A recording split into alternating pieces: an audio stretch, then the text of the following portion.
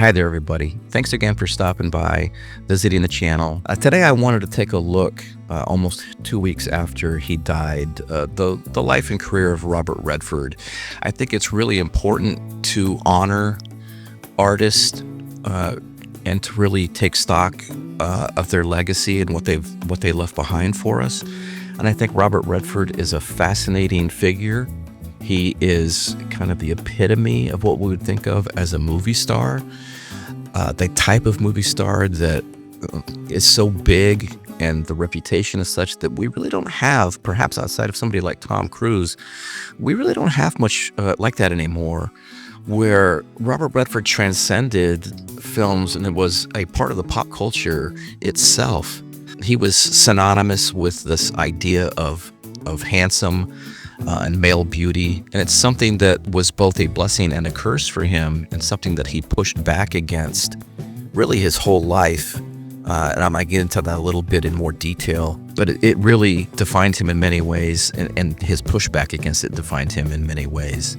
So I want to take a look at everything that he stood for and kind of sets him apart from many other of his contemporaries. So Robert Redford, as I alluded to at the beginning, he got a break in terms of getting his foot in the door and being considered for roles because he was so handsome. But connected to that, he didn't want to be defined by that, as anybody would push back against being defined by their physical looks alone. He wanted to be recognized and honored and appreciated for his abilities. He, in a number of interviews, he said that the problem with being treated as an object is if you allow yourself to be treated as such, then it becomes accepted.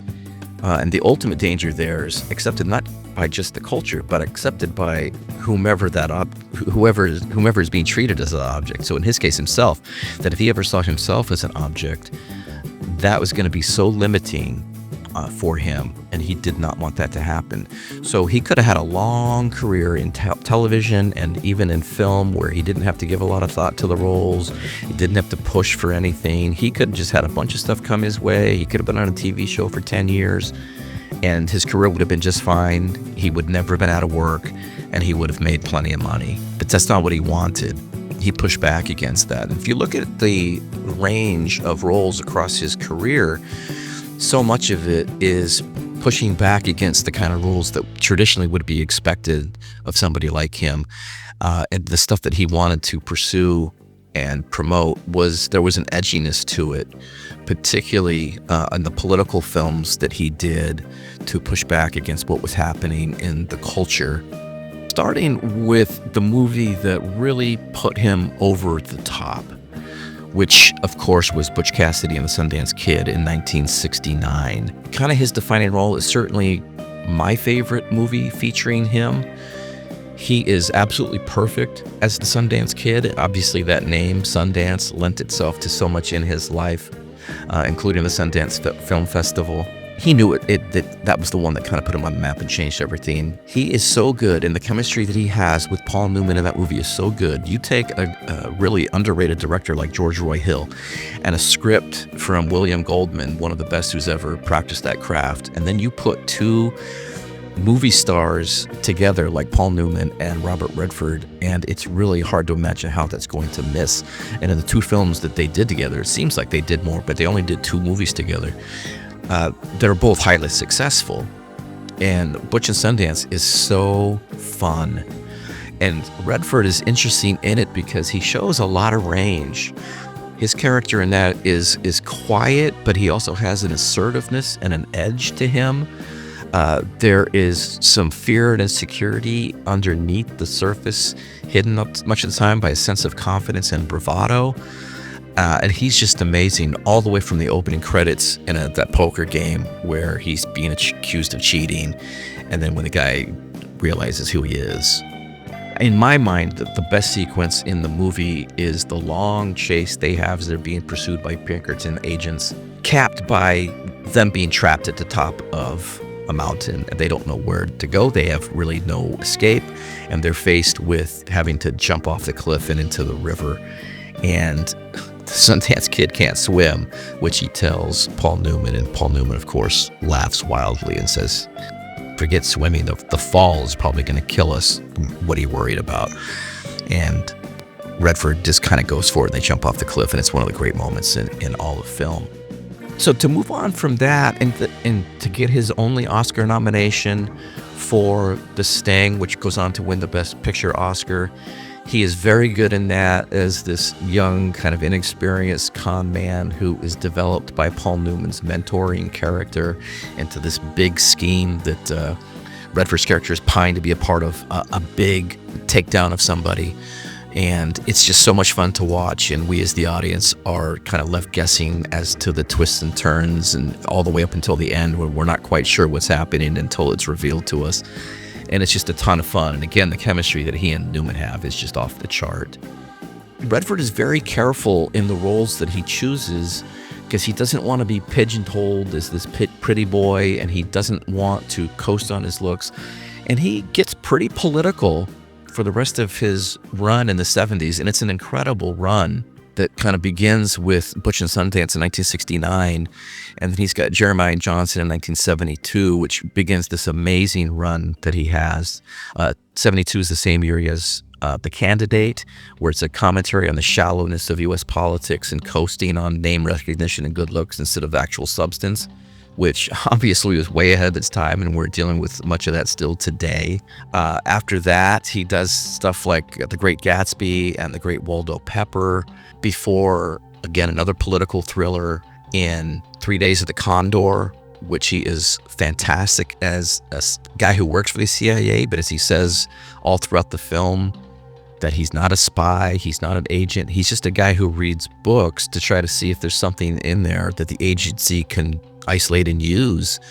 And then the people in his office are all wiped out as he goes to lunch.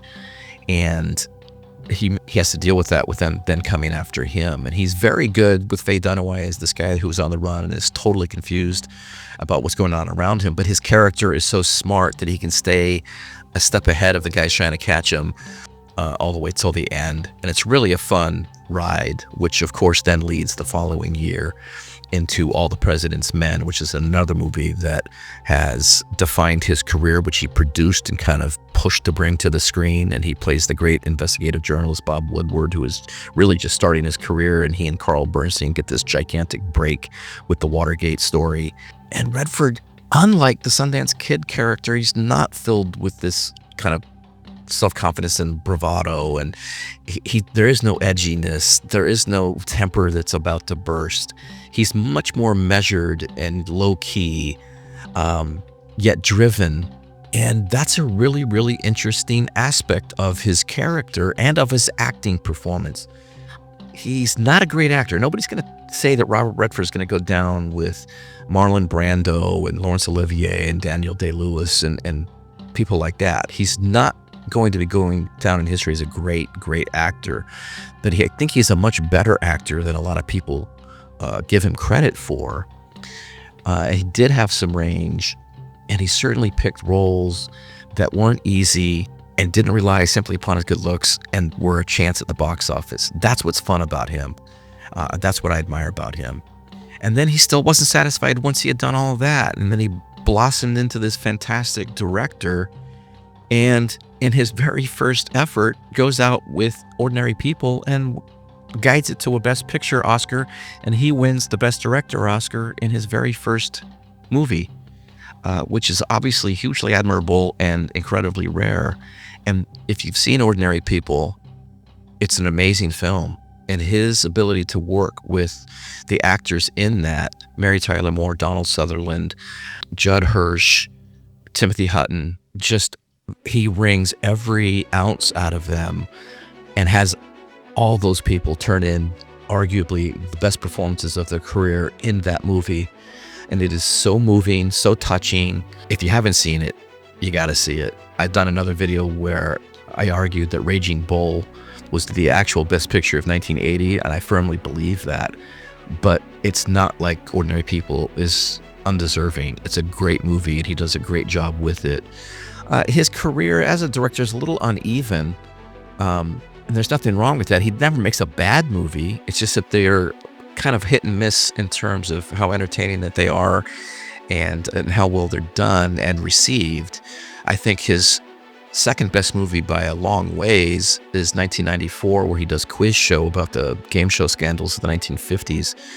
And again, he just gets amazing performances from the people involved, highlighted by Ray Fiennes as Charles Van Doren and the great Paul Scofield as Mark Van Doren, his father. And Scofield gets an Oscar nomination there, and Ray Fiennes perhaps should have.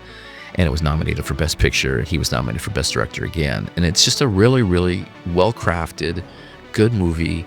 And like most of Redford's stuff, dealing with hefty themes. Quiz show scandals of the 50s eroding the faith that Americans had in their institutions, and in something as simple and seemingly innocent as TV. I think Redford, like what he does in All the President's Men, is having us take a look at kind of the problems with our institutions in America and how we should be able to have trust in these things. Unfortunately, we're not able to. And it really destroys our sense of innocence and purity as a society. And it questions, well, geez Louise, if we can't trust the President of the United States, and if we can't trust the integrity of a quiz show for our entertainment, can we trust anything? How deep does the corruption run? Is anything safe? And this is something that Redford has us consider throughout his career. He's got big ideas and big concerns across the board. He was a devout environmentalist, talked about that a lot. You know, what's the use of talking about and highlighting the beauty of the world around us if we do nothing to protect it and to preserve it for the generations to come? I guess ultimately, bottom line, you know, if you want to see what a great movie star looks like in terms of his craft and fighting to go beyond being defined by physical looks, Redford is your guy. I think it's sad that most young people today not only have not seen anything that Robert Redford did, they don't even know who he was. And that's really, really sad. So get out there, check out a Robert Redford movie, one that he was in, one that he directed, pay him some homage, and you won't not only not be disappointed, you'll enjoy it. So here's to Robert Redford. May he rest in peace. There's never probably going to be anybody else like him, and the industry's going to be less for it. And let's lift a glass to Bob. All right, everybody, thanks for stopping by. I'll see you around the bend. We'll get together soon for more of this. And as always, I appreciate your support of the channel. Please, I know it sounds like a cliche, but it is very true that it helps the channel immensely when you subscribe, like, and comment. So if you would do that, I'd love it. And I look forward to talking to you soon. Take care.